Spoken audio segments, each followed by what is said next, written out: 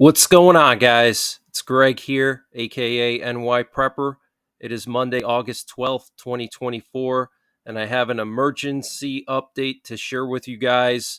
Right now, it is 14:17 Eastern Time here in the United States, and I wanted to update you on the situation with Iran and Israel, and also with Ukraine and Russia.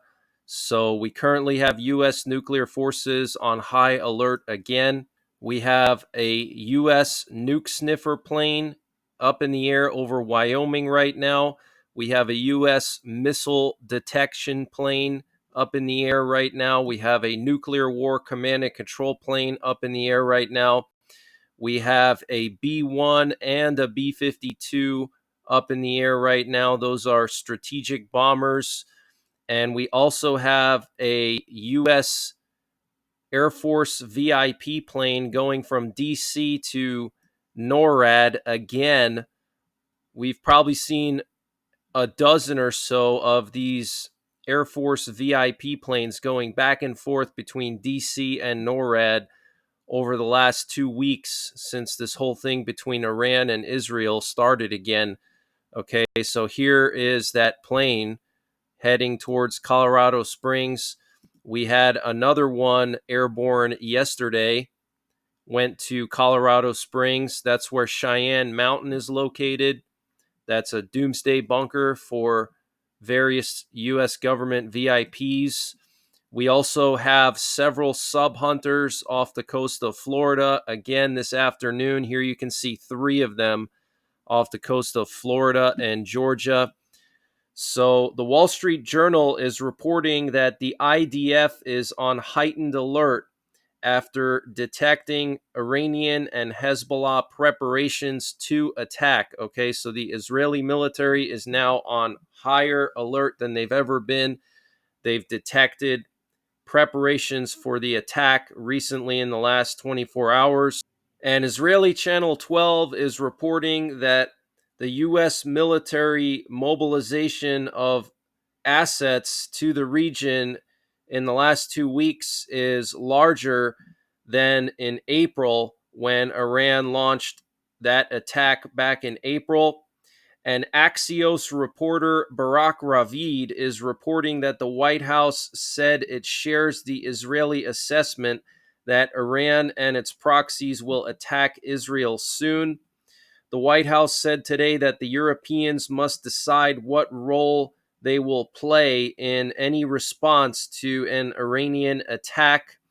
And the White House said that an attack by Iran or its proxies may occur this week. And the Khan News in Israel is reporting that the U.S. estimates indicate that the Iranian response is expected to be significant.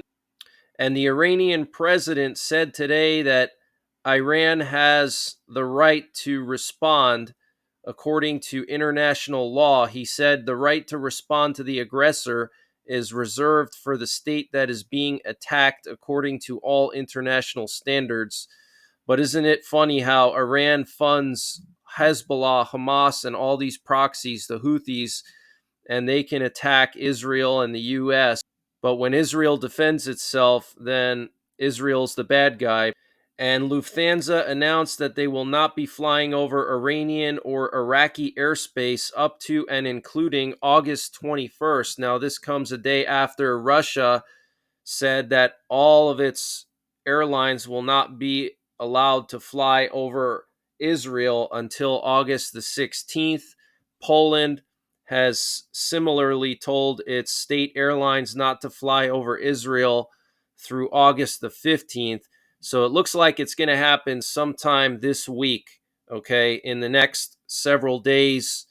So I'm going to be monitoring the situation very closely, as I have been. And when it goes down, you can count on me to cover it live. I do expect this to be a massive strategic strike. I hope it's not that serious, but we'll have to wait and see. And Fox News is reporting that its sources in the Middle East fear that Iran and its proxies may attack Israel in the next 24 hours. And Lebanese media is reporting that Hezbollah has now completely evacuated its headquarters and political offices in the capital of Beirut due to fears of large-scale preemptive Israeli strikes, along with follow-on strikes after the Iranian Hezbollah attack.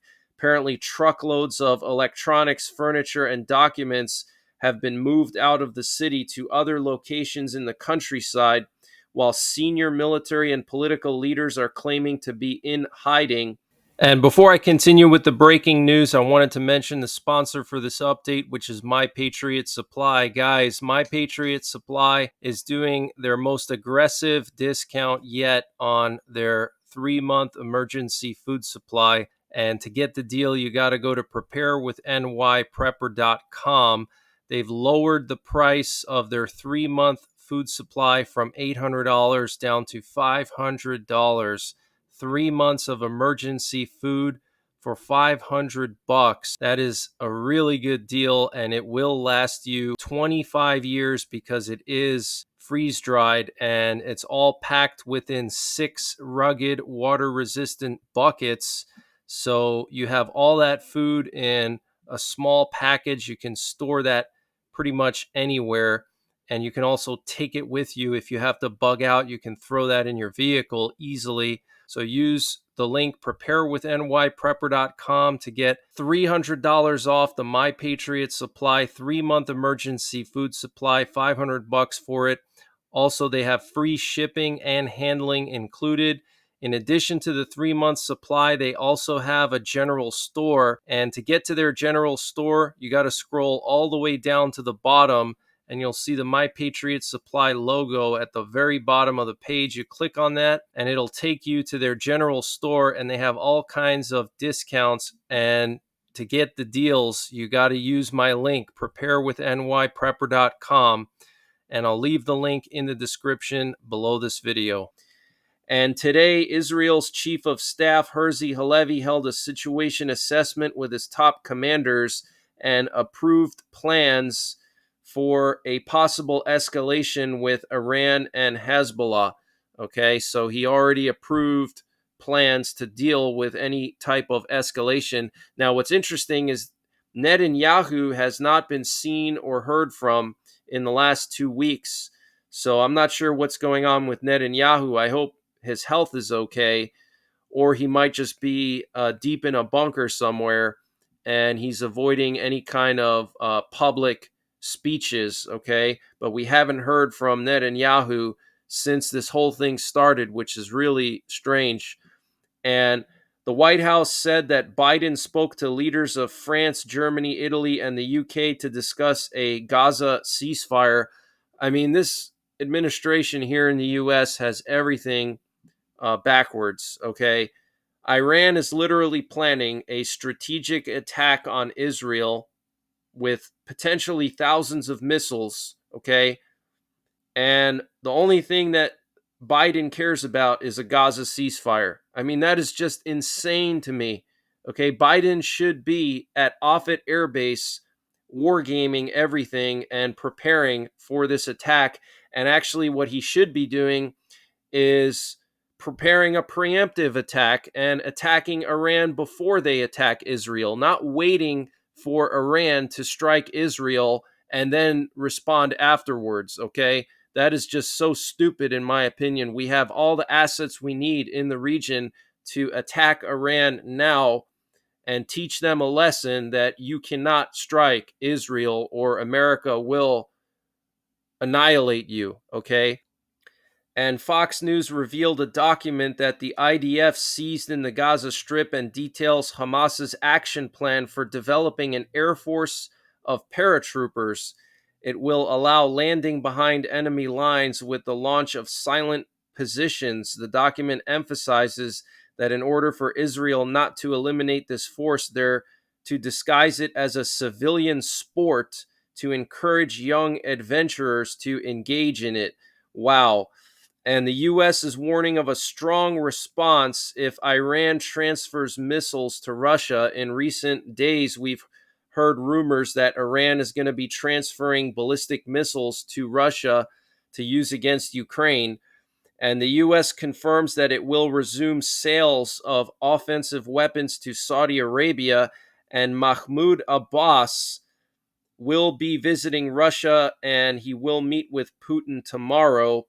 So that's the latest update on Iran and Israel. I want to update you on the situation in Ukraine, which is quickly spiraling out of control. Russia has lost control of two of its provinces, Belgorod and Kursk. Now, to put this into perspective, imagine if Mexico invaded Texas and New Mexico, and we had to evacuate Texas and New Mexico because the Mexican military was going into Texas and New Mexico. That is what's happening right now in Russia, okay? They are being invaded by Ukraine, which is tiny compared to them. And this is a huge embarrassment for Vladimir Putin. And this afternoon, we have a lot of activity in the Eastern Mediterranean. Here you can see an Italian C-130 leaving Beirut, probably evacuating Italian citizens or diplomats. And we also have a lot of reconnaissance activity here. We have a U.S. Navy drone that was patrolling the coast of Lebanon and Israel and Syria. We also have a British reconnaissance plane here and a British aerial refueler south of Cyprus. So Russia has officially ordered the evacuation of the Belgorod Oblast. It was ordered by the region's governor, and Russia is evacuating these oblasts so that way they can shell them. So Russia is now going to have to turn their own towns into Bakhmut to get rid of Ukrainian forces, because Ukrainian forces have dug in, and Russia is not good at urban warfare, but what they are good at is pounding villages and cities into rubble with artillery, and that's probably what they're going to do with their own territory, okay? Here we have a new video coming out of Russia showing Ukrainian forces taking down a Russian flag in Russia. This is just absolutely surreal to see. So, crazy situation in Russia. Bloomberg is reporting that 180,000 people have been evacuated from Belgorod and Kursk Oblast. Okay, 180,000 people. And what I want to do is just show you this map here from NASA. It's a satellite map that shows the location of fires. And here we have Ukraine, and you can see a lot of these red dots or squares in eastern Ukraine. That's the current front line area where the heaviest fighting is taking place and has been taking place. You can see Bakhmut and Donetsk. Okay, now if you go up here, you can see a ton of fires up here in Russia.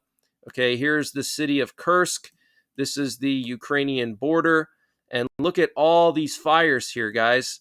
This is a very active frontline area now inside of Russia, as active, if not more active, than in eastern Ukraine. Okay, you can see all the dots here, and now compare that to how many dots are in this area. Okay, so this is basically the area where Ukraine has invaded, part of the Belgorod Oblast and part of the Kursk Oblast. And actually, last night, Ukraine invaded two areas in Belgorod. They crossed the border crossing in these two areas here, okay, where you see these red dots. Okay, so Ukraine is now widening their invasion into Russia. Okay, you can see more fires here in Belgorod. So my guess is Ukraine is going to try to seize control of potentially both of these oblasts and possibly also the Bryansk Oblast and use it as leverage in negotiations. They could tell Putin, listen, we'll give you back Belgorod, Kursk, and Bryansk if you give us back Zaporizhia and Kherson, something like that. All right. And they're also pushing closer to the nuclear power plant over here, but 180,000 people evacuated, which is just absolutely insane. And the White House said that it is currently talking to the Ukrainians about their operation in Russian territory.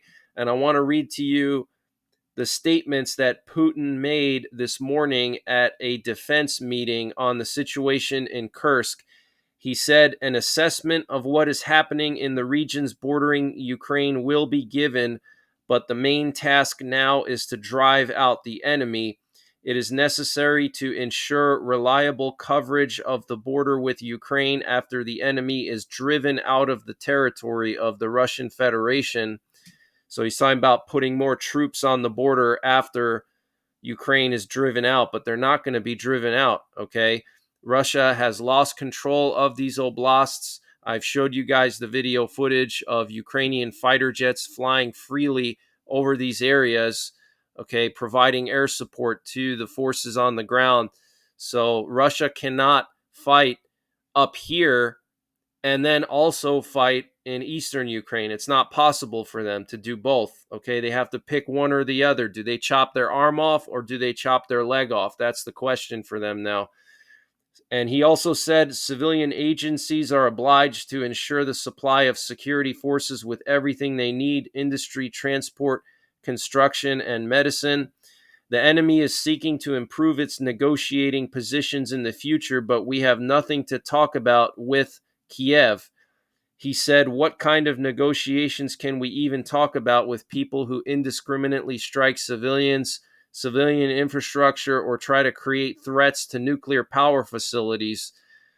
And he also said the invasion of the armed forces of Ukraine in the Kursk region pursues the military goal of stopping the advance of Russian troops along the line of combat contact, as well as striking a blow to the domestic political situation in Russia. So Putin's not stupid.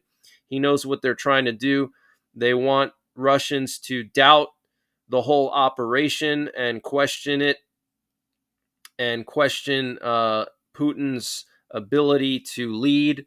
And then, in addition, they want Russia to pull troops away from the front lines in Ukraine. So this is absolutely genius, okay? Ukraine showing more tactical genius as they've shown throughout this war multiple times over and over, in addition to their testicular fortitude to continue fighting after 2.5 years of their cities being pounded nonstop by Russian missiles, and they are continuing to fight. This is really historic and very impressive.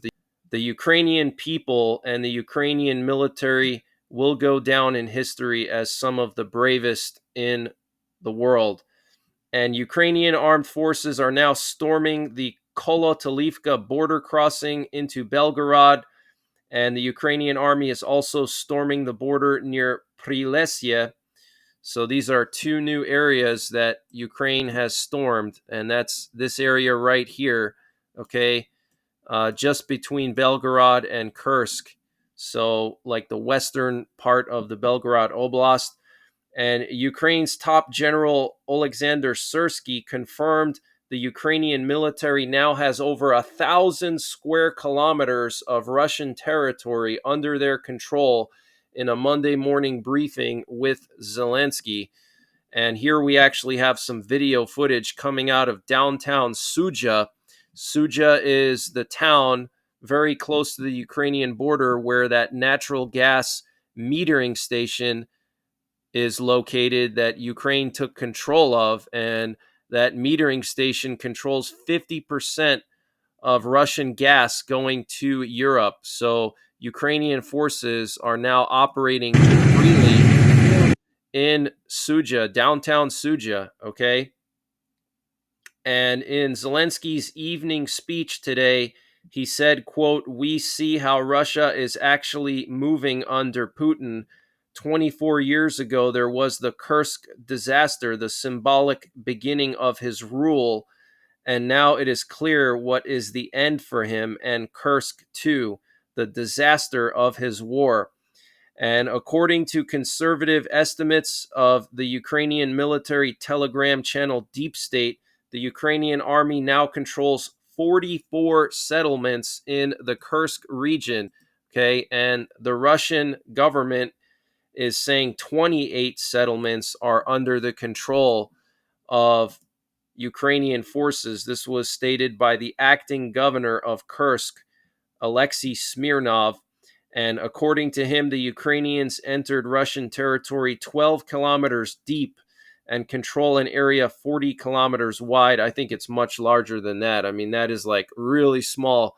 If you look at this map here, I mean, this is a huge area. I would say they control probably 2,000 square kilometers, even double what the general said. I think the general was just being conservative. But here's Zelensky getting a briefing from Syrskyi. You can see Syrskyi on the TV screen in the top left. And these are all of Zelensky's top officials. So this is absolutely genius what Ukraine is doing. And Russia appears to be building new defensive trench lines in the Kursk region, not far from the Kursk nuclear power plant. A video filmed from a moving vehicle and analyzed by BBC shows heavy machinery next to a long line of piled earth running parallel to the E38 road just southeast of the Kursk nuclear power plant. Contrasting satellite imagery of the same location captured yesterday with imagery from a few days earlier shows what seems to be several newly constructed trench lines in the vicinity, with the nearest roughly 5 miles from the power station. Okay, so they are panicking. Russia is panicking right now. And here we have some before and after footage of the Suja gas metering station that Ukraine took under their control. And you can see they actually shelled the administrative buildings here. These are the administrative buildings, and they shelled them. So this is absolutely huge. And we have some interesting reconnaissance activity in Eastern Europe this afternoon. Here we have a British RC-135 patrolling the western Black Sea parallel to the western shore of Crimea, probably picking up targeting information for the Ukrainians. Probably Ukraine is going to start striking Sevastopol and western Crimea as soon as tonight to go along with their invasion of Kursk. So this is definitely being planned out with NATO for sure.